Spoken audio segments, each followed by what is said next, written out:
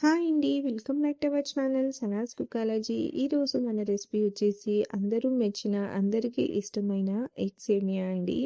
ఈరోజైతే మనం ఈ ఎగ్ సేమియాని చాలా సింపుల్ అండ్ క్విక్ ప్రాసెస్లో చాలా పొడిగా మెత్తగా లేకుండా పర్ఫెక్ట్గా అయితే ప్రిపేర్ చేసుకుందాము. మార్నింగ్ టైం ఎక్కువ టైం లేకపోయినా పిల్లల లంచ్ బాక్స్లో కానీ మార్నింగ్ బ్రేక్ఫాస్ట్లోకి ఏదైనా టేస్టీగా, సింపుల్‌గా, క్విక్‌గా ప్రిపేర్ చేయాలి అనుకుంటే తప్పకుండా ఈ ఎగ్ సేమియాని ఒకసారి ట్రై చేసి చూడండి. పదండి ఇప్పుడు దీన్ని ఎలా ప్రిపేర్ చేయాలో చూసేద్దాము. ముందుగా స్టవ్ మీద ప్యాన్ పెట్టుకొని ఇందులోకైతే 1 కప్పు వరకు సేమియానైతే వేసుకోవాలండి. మీరు కావాలంటే రోస్టెడ్ సేమియాతోనైనా చేసుకోవచ్చు. నేనైతే నార్మల్ సేమియా తీసుకున్నాను.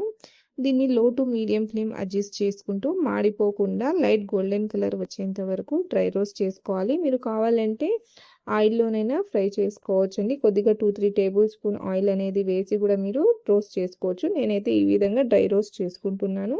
మీరు కావాలంటే రోస్టెడ్ సేమియాతోనైనా డైరెక్ట్‌గా చేసుకోవచ్చండి. చూడండి ఈ విధంగా లైట్ గోల్డెన్ కలర్ వచ్చేసాక తీసి పక్కన పెట్టుకోవాలి. ఇప్పుడు ఇదే ప్యాన్‌లోకి 1 కప్పు సేమియాకి 3 కప్పుల వరకు అయితే మనము నీళ్ళననేది వేసుకోవాలి. ఇప్పుడు ఇందులోకి రుచికి సరిపడా ఉప్పు కూడా వేసేసుకొని నీళ్ళనేటివి బాగా మరగాలండి. నీళ్లు మరుగుతున్నప్పుడే మనం సేమియా అనేది వేయాలి. చూడండి నీళ్లు బాగా మరుగుతున్నాయి. ఇప్పుడు ఇందులోకి మనం డ్రై రోస్ట్ చేసి పెట్టుకున్న సేమియాని వేసేసుకొని ఒకసారి అంతా బాగా కలిపేసుకున్నాము. సేమియానైతే మనము 80-90% మాత్రమే కుక్ చేసుకోవాలండి. మరి ఎక్కువగా అయితే మనం సేమియాననేది కుక్ చేసుకోకూడదు. ఈ సేమియా అనేది ఓవర్ కుక్ అయిపోతే ఎగ్ సేమియా అనేది కొంచెం మెత్తగా వచ్చేస్తుంది. కాబట్టి చూసుకుంటూ ఒక 80-90% మాత్రమే ఉడికించుకోవాలి. చూడండి ఈ విధంగా సేమియా అనేది ఈ విధంగా విరగాలండి. మెత్తగా కాకూడదండి. ఈ విధంగా జస్ట్ బ్రేక్ అయితే సరిపోతుంది. చూడండి ఈ స్టేజ్లో ఉన్నప్పుడు మనం స్టవ్ అనేది ఆఫ్ చేసేసుకుందాము. ఇప్పుడు ఒక బౌల్ తీసుకుని దాని మీద స్ట్రైనర్ పెట్టుకొని ఇప్పుడు మనం ఉడికించుకున్న సేమియా ఉంది కదండి, అదంతా దీంట్లోకి వేసేసుకోవాలి. చూడండి సేమియా అంతా ఈ విధంగా స్ట్రైనర్లోకి వేసేసినాక సేమియా అనేది ఓవర్ కుక్ కాకుండా ఉండడం కోసం అని చెప్పి ఈ విధంగా చల్లటి నీళ్ళని పైనుంచి వేసుకోవాలండి. ఈ విధంగా నీళ్ళని వేసుకోవడం వల్ల సేమియా కూడా పొడిగా ఉంటుంది. ఇప్పుడు స్టవ్ మీద ప్యాన్ పెట్టుకొని ఇందులోకైతే ఒక 2 టేబుల్ స్పూన్ల వరకు ఆయిల్ వేసుకోవాలండి. నేను ఆయిల్ని ఈ విధంగా ప్యాన్కి గ్రీస్ చేస్తున్నాను. ఎందుకంటే నేను ఐరన్ ప్యాన్లో చేస్తున్నాను కాబట్టి ఎగ్ అనేది ప్యాన్కి అతుక్కోకుండా రావడం కోసమని కొంచెం ఈ విధంగా ఆయిల్తో గ్రీస్ చేసుకుంటున్నాను. ఇప్పుడు ఒక 2 ఎగ్స్ని అయితే దీంట్లోకి వేసుకున్నామండి. ఇప్పుడు ఇందులోకైతే మనం చిటికెడు ఉప్పు, చిటికెడు కారపొడి, అలాగే చిటికెడు మిరియాల పొడిని అనేది వేసుకోవాలి. ఇప్పుడు దీన్ని మనం ఫ్రై చేసుకున్నాము. ఎగ్ అనేది కొంచెం పెద్ద ముక్కలుగా ఉండేలాగా చూసుకొని ఫ్రై చేసుకోండి. మళ్ళీ ఎక్కువ చిన్న పీసెస్లా కాకుండా కొంచెం ముక్కలుగా ఉండే విధంగా ఈ విధంగా ఫ్రై చేసుకోవాలి. అప్పుడే సేమియాలో ఎగ్ అనేది బాగుంటుంది. అలాగే ఎగ్ స్మెల్ కూడా రాకుండా ఉంటుందండి.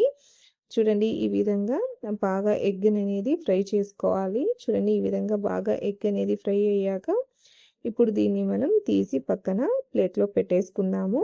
ఈ విధంగా ఎగ్నంతా తీసేసుకున్నాక ఇప్పుడు ఇదే ప్యాన్లోకి ఒక 3 లేదా 4 టేబుల్ స్పూన్ల వరకు ఆయిల్ వేసుకొని ఇందులోకి సన్నగా తరిగిన ఒక మీడియం సైజ్ ఉల్లిపాయ, సన్నగా తరిగిన ఒక 2 పచ్చిమిర్చిని వేసుకొని హై ఫ్లేమ్లోనే దీన్ని వేయించాలండి. 1 లేదా 2 నిమిషాల పాటు వేయిస్తే సరిపోతుంది. మరీ ఎక్కువగా ఏమి వేయించాల్సిన పని లేదు. ఇప్పుడు ఇందులోకి సన్నగా తరిగిన ఒక 2 టేబుల్ స్పూన్ల బీన్స్, ఒక 2 టేబుల్ స్పూన్ల వరకు క్యారెట్ ముక్కల్ని వేసుకొని హై ఫ్లేమ్ పెట్టుకొని వేయించాలండి. ఎప్పుడు కూడా మనం వెజిటేబుల్స్ వేసినప్పుడు హై ఫ్లేమ్ పెట్టుకొని వేయించాలి. మీరు కావాలంటే క్యాబేజ్ కూడా వేసుకోవచ్చండి మీ దగ్గర ఉంటే. నేను క్యాబేజ్ అనేది వేయలేదండి. చూడండి హై ఫ్లేమ్లో ఇవి బాగా ఫ్రై అయ్యాక ఇప్పుడు 1 టేబుల్ స్పూన్ వరకు అల్లం వెల్లుల్లి పేస్ట్ కూడా వేసుకొని పచ్చివాసన పోయేంత వరకు ఫ్రై చేసుకోవాలి. హై ఫ్లేమ్ పెట్టుకొని మొత్తం ప్రాసెస్ అనేది మనం చేసుకోవాలండి. చూడండి అల్లం వెల్లుల్లి పేస్ట్ కూడా బాగా వేగింది. 2 టేబుల్ స్పూన్ల వరకు క్యాప్సికమ్ ముక్కల్ని కూడా వేసుకొని మరీ ఎక్కువగా ఫ్రై చేసేయకూడదండి. క్యాప్సికమ్ ముక్కలు వేసాక ఒక 30-40 సెకండ్స్ వరకు వేయిస్తే సరిపోతుంది. చూడండి ఈ విధంగా ఫ్రై చేసుకున్నాక ఇప్పుడు ఇందులోకి మనం ఉడికించి పెట్టుకున్న సేమియా ఉంది కదా, దాన్ని వేసేసుకోవాలండి. నేను చూడండి సేమియాని ఈ విధంగా స్ప్రెడ్ చేసుకుంటున్నాను కొంచెం. ఇప్పుడు ఇందులోకి ఒక 1/2 టేబుల్ స్పూన్ వరకు ఉప్పు, అలాగే ఒక 1/2 టేబుల్ స్పూన్ వరకు కారపొడి, ఒక 1/2 టేబుల్ స్పూన్ వరకు మిరియాల పొడి, ఒక 1/2 టేబుల్ స్పూన్ వరకు అయితే గరం మసాలాను వేసుకోవాలండి. ఇప్పుడు అంతా బాగా కలిసే విధంగా ఒకసారి మనం కలుపుకోవాలి. మంటనైతే మీడియం ఫ్లేమ్లో పెట్టుకోండి. మనము వెజ్జీస్ అన్నీ హై ఫ్లేమ్లో వేయించాం కాబట్టి ఇప్పుడు మంటననేది మీడియం టు లో ఫ్లేమ్ పెట్టుకొని దీన్ని ఈ విధంగా అంతా బాగా కలిసే విధంగా ఈ స్పైసెస్ అనేటివి ముందుగా అయితే మనము కలుపుకోవాలండి. ఈ విధంగా అంతా బాగా కలుపుకున్నాక ఇప్పుడు మనం ఫ్రై చేసి పెట్టుకున్న ఎగ్స్ ఉన్నాయి కదా, వాటిని వేసేసుకోవాలండి. లాస్ట్లో వేసుకోవాలండి ఎగ్స్ని, అప్పుడే మనకు ఎగ్ స్మెల్ అనేది రాకుండా ఉంటుంది. చూడండి ఇప్పుడు ఈ విధంగా అంతా బాగా కలిసే విధంగా కలుపుకోవాలండి. ఎగ్స్ అనేటివి వేసుకున్నాక కొంచెం హార్డ్గా కాకుండా ఈ విధంగా కొంచెం లైట్గా కలుపుకోండి. అప్పుడు సేమియా అనేది విరిగిపోకుండా కూడా ఉంటుందండి, చక్కగా వస్తుంది. చూడండి ఈ విధంగా ఒక సైడ్ నుంచి అంత బాగా కలిసే విధంగా కలుపుకోవాలి. ఈ విధంగా కలిపేసుకున్నాక ఇప్పుడు లాస్ట్లో సన్నగా తరిగిన కొంచెం కొత్తిమీరను కూడా చల్లేసుకొని ఇంకొకసారి అయితే కలిపేసుకున్నామండి. చూడండి ఈ విధంగా అంతా బాగా కలిపేసుకున్నాక ఇప్పుడైతే మనము స్టవ్ అనేది ఆఫ్ చేసేసుకుందాము. అంతేనండి, ఎంతో టేస్టీగా క్విక్గా అయిపోయిన ఎగ్ సేమియా అనేది రెడీ అయిపోయింది. చూడండి ఎంత పర్ఫెక్ట్గా వచ్చిందో మీకు వీడియోలోనే కనిపిస్తుంది కదండి. అలాగే చూడండి ఈ సేమియా కూడా ఎంత పొడి పొడిలాడుతూ వచ్చిందో. ఇప్పుడైతే మనం ఈ ఎగ్ సేమియాని వేడి వేడిగా సర్వ్ చేసేసుకుందాము. చాలా చాలా టేస్టీగా ఉంటుందండి. చాలా సింపుల్గా క్విక్గా కూడా మీరు ప్రిపేర్ చేసుకోవచ్చండి. దీన్ని మీరు మార్నింగ్ చేసుకున్నా కూడా ఆఫ్టర్నూన్ ఈవినింగ్ వరకు కూడా చాలా బాగుంటుందండి. పిల్లల లంచ్ బాక్స్లోకైనా మార్నింగ్ బ్రేక్ఫాస్ట్లోకైనా మీరు కూడా తప్పకుండా ఈ ఎగ్ సేమియా అనేది ట్రై చేసి చూడండి. మీకు ఈ రెసిపీ ఎలా అనిపించిందో నాకు కామెంట్లో తెలియచేయండి. వీడియో నచ్చినట్లయితే లైక్ చేయండి, షేర్ చేయండి, అలాగే నా ఛానల్ని సబ్స్క్రైబ్ చేసుకోండి. Thanks for watching.